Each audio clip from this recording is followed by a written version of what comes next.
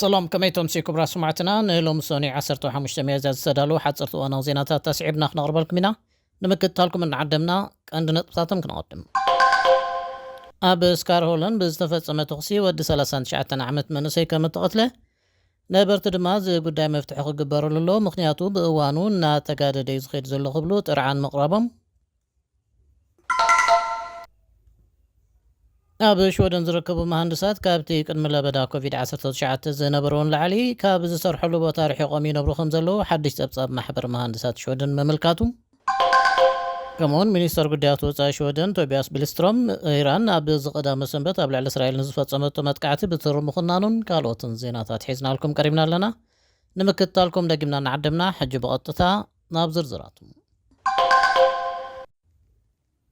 ኣብ ትሕተ ምድራዊ መንገዲ ስቶክሆልም ንሓደ ጉጅለ መንእስያት እናተኸላኸለ ብርእሱ ብጥይት ተሃሪሙ ዝሞቱ ወዲ 39 መንእሰይ ብፖሊስ ይምርመር ምህላው ተፈሊጡ ነበርቲ ከባቢ ስካልሆመን እቲ ዝተገብረ ተኽሲ ምርባሽን ፍርሕን ከም ዝፈጠረሎም ገሊፆም ኣለዉ እዚ ጉዳይ መፍትሒ ክግበረሉ ምክንያቱ በብእዋኑ እናተጋደዩ ዝኸይድ ዘሎ ክብል ሓደ ሬድዮ ሾደን ዘዘራርበቶ ተቐማጢ ከባቢ መልኪትሎም ዝናኾነ ፖለቲከኛታት ነቲ ዝሓለፈ ረቡዕ ምሸት ምስ ወዱ ናብ መሐንበሲ ከባቢ ብብሽክለታ እናኸደ ዝተቐትለቦ ኣኽብሮቶም ንምግላጽ ምስ በጽሑ ተቐማጦት ከባቢ ብሕርቃንን ብስጭትን ከም ተቐበልዎም ተገሊጹ ከም ዝበለን ውሉድን ወላድን ዝጸሉ ተኽሲ ምኽሳቱ ንብዙሕ ሰባት መስመር ይጥሓስ ምህላው ዘመልክት ብምዃኑ ሓያል ስምዒት ኣላዒሉ ክብል ሚኒስተር ፍትሒ ጉናስትሮመ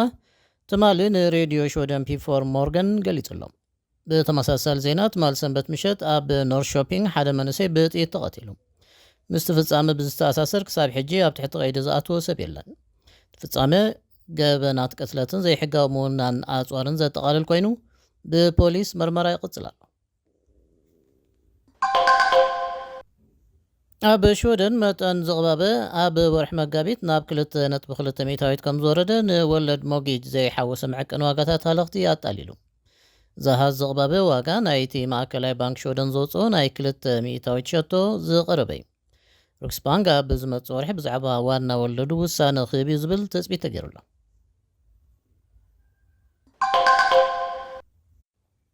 መሃንድሳት ሾደን ካብቲ ቅድሚ ለበዳ ኮቪድ-19 ዝነበረውን ላዕሊ ካብ ዝሰርሕሉ ቦታ ርሒቆም ይነብሩ ከም ዘለዉ ሓድሽ ፀብጻብ ማሕበር መሃንድሳት ሾደን ኣመልኪቱ እዚ ካብ ቦታ ስርሖም ምርሓቆም ውፅኢት ናይቲ ዝበዝሑ ሰባት ካብ ገዝኦም ኮይኖም ክሰርሑ ዝኽእሉሉ ኩነታት ምህላው ከምኡውን ካብ ርሑቕ ክሰርሑ ዝኽእሉ ሓደስቲ ሰራሕተኛታት ብብዝሒ ይቑፀሩ ምህላዎም እዩ ዋጋ መነባብሮ ዝሓሰረ እዩ ሰፊሕን ዋግኡ ከዓ ተመጣጣንን ቤት ክህልወኒ ይኽእል እዩ ዓደይ ከዓ ኣብዚ ይብል ካብ ቦታ ስርሑ ብናይ 200 ኪሎ ሜትር ርሕቀት ዝነብር ዮሃን ቱነርሃይም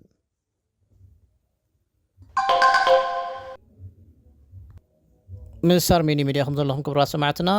ኣብ መወዳእታ ሚኒስተር ጉዳያት ወፃኢ ሾደን ቶቢያስ ብልስትሮም ኣብዚ ቀዳሚ ሰንበት ኢራን ኣብ ልዕሊ እስራኤል ዘካየደቶ መጥቃዕቲ መልኪቱ ብትሪ ኾኒኑ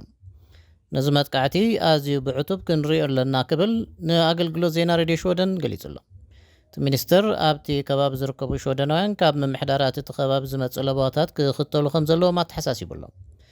ዝናኾነ እስራኤል ብዝመረፀቶ ኣገባብን ኣብ ዝመረፀቶ ግዜ ንመጥቃዕቲ ኢራን ግብረ መልሲ ክትህብ ምዃና ገሊጻ ኣላ ድሕሪ መጥቃዕቲ ሓማስ ብ7 ጥቅምቲ ናብ ካቢነ ሚኒስትራት ኩናት ዝተጸንበረ መራሒ ተቃዋሚ ሰልፊ ቤኒ ጋንስ እስራኤልን ምዕራባውያንን ዘለዎ ማሕበራዊ ምድግጋፍ ኣስሚሩሉ ኣሎ እስራኤል ኣንጻር ኢራን ኣብ ትገብሮ ቃልሲ ዓለም ክትሓብራ እያ እዘታ ንእስራኤል ንምውሓስ ክንጥቀመሉ ዘለና ስትራቴጂያዊ ዓወት ኢሉ ጋንስ ዝተጠቕመሎም ቃላት እስራኤል ኣብ ውሽጢ ኢራን ንፈለመ እዋን ጉድ መጥቃዕቲ ክትገብር ከም እትኽእል ዝእምት እዩ እስራኤል ንኒክሌራዊ መደብ ኢራን መጥቃዕቲ ሳይበርን ቅትለታዊ ዝዓበዩ ተመራመርትን ብምፍጻም ነቲ መደብ ብተደጋጋሚ ምብርዓና ዝፍለጥ እዩ ፕሬዚደንት ኣሜሪካ ጆ ባይደን ዲፕሎማስያዊ ግብረ መልሲ ንምርካብ ብምባል ዝፀውዓ ኣኼባ ዜን ዝሃብተማ ምዕራባውያን ሃገራት G7 ምናልባት ቁሩብ ግዜ ክወስድ ይኸውን እዩ ኣብ ማእከላይ ምብራቕ ተጓሂሩ ዘሎ ኩናት ሓማስ ንእስራኤል ካብ ተጥቃዓ እንዳሕር ዝጀመረ ኮይኑ እስራኤል ኣብ ደማስቆ ዝርከብ ቀጽሪ ኤምባሲ ኢራን ብምድምሳሳ እቲ ቅልውላው ክዓርግ ኮይኑ ኣሎ እቲ ብሓደ ሚያዝያ ዝተኻየደ መጥቃዕቲ ኣየር ሓደ ላዕለዋይ ጀነራልን ካልኦት ኣዘዝቱን ምቕታሉ ናይ ሽዑ ፀብጻባት የመልክቱ እስራኤል ኣብ ባሕቲ ሚያዝያ ንምጥቃዕ ዝወሰደቶ ውሳነ ንኣሜሪካን ዝተወከሰ ኣይነበረን እስራኤል ንላዕለዎት ኣዘዝቲ ሓለዋ ሰላማዊ ሰውራ ኢራን IRGC ንምቕታል ዝረኸበቶ ዕድል ዝመፀ ይምፃእ ብዝብል ዝገበረቶ እዩ ዝመስል ኣብ ዲፕሎማስያዊ ቅፅሪ ላዕለዎት ወታደራዊ መኮንናት ምህላዎም ነቲ ህንፃ ሕጋዊ ወታደራዊ ዕላማ ከም ዝገብሮ እስራኤል ንማንም ዘየመነ ሞጎት ኣቕሪባላ። ነቲ መጥቃዕቲ ኣዝዩ ሓደገኛ ዝገበሮ ከዓ ኢራን ነቲ መጥቃዕቲ ኣብ ገዛእ ሉዓላዊ መሬታ ከም እትፈፀመ ጌራ ክትትርጉሞ ምምራፃ እዩ። ኢራን ነዚ መጥቃዕቲ ቅልጡፍ ምላሽ ከም እትህብ ንጹር እዩ ነይሩ። ከምቲ ተገመተ ከዓ ኢራን ብላዕለዋይ መራሕያ ኣያቶላ ዓሊ ኸሜኒ ኣቢላ መግለፂታት ከተመሓላልፍ ተረኣያ። እስራኤልን ኣሜሪካን ከምኡውን ካልኦት መሻርክታን ድማ ኣብ ተጠንቀቕ ክጸንሓ፣ ባይደን ከዓ ኣብ ቀዳመ ሰንበት ካብ ስቴት ዴላዌር ናብ ዋይት ሃውስ ክምለስ ደሪኽዎ እዩ። ኢራን ነቲ መጥቃዕቲ ብሱፐርሶኒክን ባሊስቲክ ሚሳይላትን ዘይኮነ ብሰብ ኣልቦ ነፈርቲ ክትገብሮ ምምራፃ ካልእ ኣዛረበ ክፋል ዝቕልውላው እዩ። እዚ ዝኾነሉ ምክንያት ተንተንቲ ካብቲ ኣዝያ መራር ጸላኢት እስራኤል ምዃና ዝንገረላ ኢራን ዝዓበየ መጥቃዕቲ ይጽምበዩ ብምንባሮም እዩ። ዝኾነ ግና እዘን ኣስታት 300 ሰብ ኣልቦ ነፈርቲ ክሩዝን ባሊስቲክ ሚሳይላትን ብጸረ ሚሳይል እስራኤል ምብርዓኖም እዩ ዝግለጽ ዘሎ። እስራኤል ብዘይካቱ ዘለዋ ዘይነዓቕ ናይ ገዛ ርእሲ ዓቕሚ ብኣሜሪካ ዓባይ ብሪጣንያን ዮርዳኖስን ዝተደገፈ ምክልኻል ምክያዳ ቢቢሲ ጸብጺባላ። ባር ክቡራት ሰማዕትና ሎም ዝበልናዮም ዜናታት በዚ ፈጺምና ኣለና። ምሳና ብምጽናሕኩም ኣዚና እናመስገና በዚ ንሰናበተኩም ሰላም።